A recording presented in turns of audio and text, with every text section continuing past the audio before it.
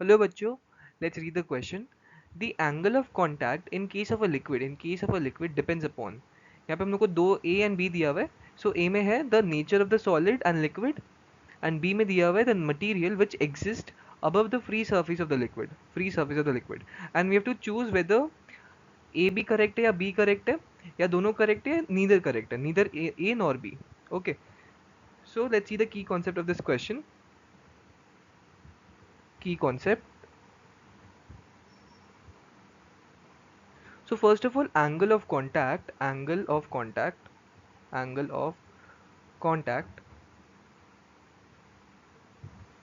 is the angle between the tangents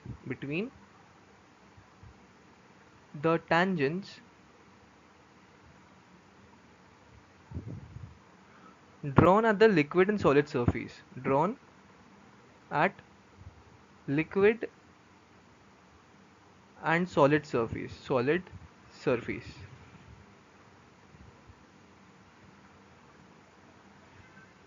अब इसको एक डायग्राम से समझ लेते हैं. फॉर इंस्टेंस ये एक सॉलिड कोई वेसल है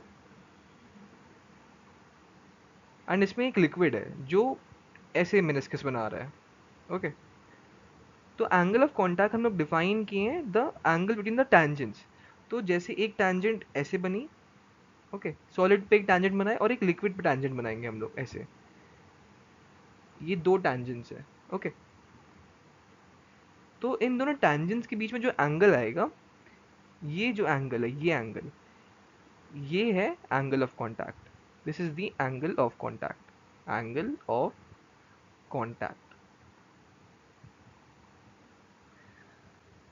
now it depends on many factors, but जो two prominent factors है depends on angle of contact depends on first of all nature of liquid and solid. कैसा liquid है और कैसा solid है उन पर depend करता है. Nature of liquid and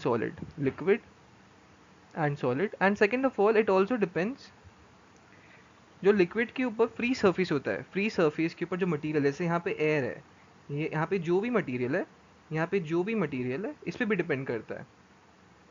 because of cohesive and adhesive forces.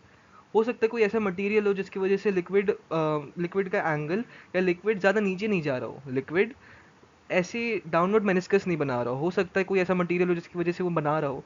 So it also depends, we can write depends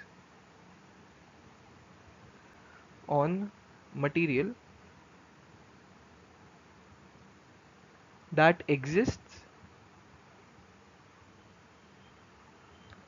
above free surface of the liquid, of liquid.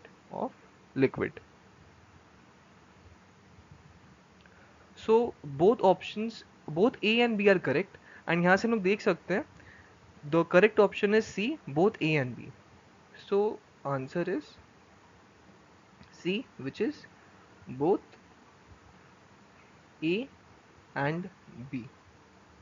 So question में यही पूछा था कि जो एंगल ऑफ कॉन्टैक्ट है वो किस दो फैक्टर्स पर डिपेंड करता है. सो पहला फैक्टर है कि nature of the liquid and solid, and second factor है मटेरियल पे भी जो एग्जिस्ट कर रहा है just above the free surface of the liquid. So I hope आप लोगों को सोल्यूशन समझ आया होगा. Thank you.